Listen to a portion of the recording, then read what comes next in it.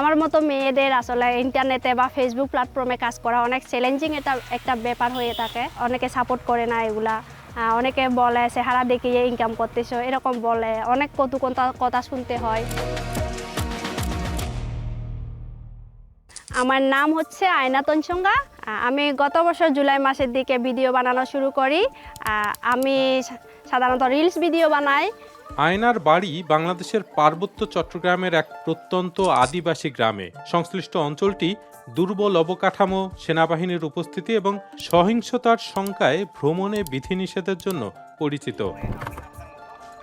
আয়না দারিদ্র্য থেকে মুক্তি চান, নিজের উচ্চশিক্ষার খরচ মেটাতে চেয়েছেন নিজেই, আর তাই মোবাইলে গ্রামের জীবন ধারণ করতে শুরু করেন। তার গ্রামে বিদ্যুৎ এবং ইন্টারনেট না থাকায় ভিডিও আপলোডের জন্য পাহাড়ে উঠতে হয়। হে গাইস, আমি এখন অনেক উঁচু পাহাড়ে আসছি ভিডিও আপলোড করার জন্য। আপনারা জানেন আমার বাড়িতে ইন্টারনেট নাই। মোবাইলে চিত্রগ্রহণ, সম্পাদনা, গল্প বলা সবই নিজে নিজে শিখেছেন আয়না। হাতের ফোনটি তাকে দারিদ্র্য থেকে মুক্তির পথ করে দিয়েছে। তবে বাংলাদেশে নারীদের মাত্র ৫৮% নিজের মোবাইল আছে। নারীর চেয়ে পুরুষরা বেশি ইন্টারনেটের নাগালের মধ্যে রয়েছেন। নতুন কিছু শেখার ক্ষেত্রে ইন্টারনেট বেশ সহায়ক। প্রথমে ইউটিউবে গিয়ে হচ্ছে যে এডিটিং টিউটোরিয়াল দেখে ক্যাপকাট দিয়ে হচ্ছে যে কিভাবে এডিটিং করতে হয়।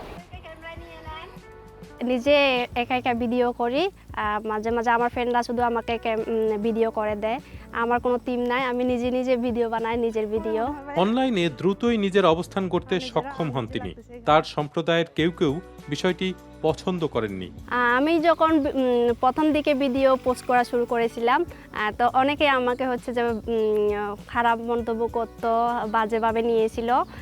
অনেকে পাগল এরকম বলে করতো, হিংসা করে আমাকে, আচ্ছা যে এই টাইপের তুমি ভিডিও দিও না এরকম বলে, তুমি ভিডিও বানাচ্ছ, খারাপ মন্তব্য করে। আবার অনেকে আছে হচ্ছে যে আমার আইডি ডিসেবল করে দিয়েছিল। গবেষণায় দেখা গেছে বাংলাদেশের অনেক নারী উদ্যোক্তা তাদের ব্যবসার ক্ষেত্র হিসেবে ফেসবুক ব্যবহার করেন। তবে তারা হয়রানির শিকার হন এবং অনেক সময় পরিবারের সমর্থন পান না। সমালোচনা সত্ত্বেও আয়না এগিয়ে গেছেন। বর্তমানে ফেসবুক, ইনস্টা এবং টিকটক মিলিয়ে তার অনুসারী ৯ লাখের বেশি। তার ভিডিও লাখ লাখ মানুষ দেখেন। হে গাইস, আমরা এখন চা খাবো। আপনারা দেখেন এই যে চায়ের দোকান, আমাদের এখানে চায়ের দোকানগুলা এই যে অনেক সুন্দর। আয়না মাসে ফেসবুক থেকে গড়ে ৪০ থেকে ৫০ হাজার টাকা আয় করেন। তার বিশ্ববিদ্যালয়ের খরচ চালানোর জন্য এই অর্থ যথেষ্ট। পরিবারকেও সহায়তা করেন তিনি। খুব অল্প সময়ের মধ্যে হচ্ছে যে ইনকাম করা যায়, অনেক ঘরে বসে পড়াশোনার পাশাপাশি ইনকাম করা যায়। অন্য প্ল্যাটফর্ম থেকে আসলে সহজে তাড়াতাড়ি ইনকাম করা আসলে পসিবল না। আয়নার বিশ্ববিদ্যালয় তার গ্রাম থেকে অনেক দূরে, তাই প্রতিদিন যাতায়াত সম্ভব নয়। ক্লাস চলাকালে বিশ্ববিদ্যালয়ের ছাত্রাবাসে থাকেন তিনি। সেখানে বিদ্যুৎ এবং ইন্টারনেট সহজলভ্য। এখন তিনি ফেসবুক থেকে আয় করতে অন্যদের উৎসাহিত করছেন। আমার মতো ভিডিও বানাতে চায় তাদেরকে আমি হচ্ছে শিখিয়ে দিতে চাই, মানে কিভাবে পেজ মনিটাইজেশন করতে হয়। অলরেডি আমি অনেকজনকে শিখিয়ে দিয়েছি, অনেকে মনিটাইজেশনও পেয়েছে। পার্ট টাইম হিসেবে এগিয়ে নিতে চাই। আমার যদি ইন ফিউচারে চাকরি হয় তারপরেও আমি এটা কন্টিনিউ করব। Ay, está de basta, I love you.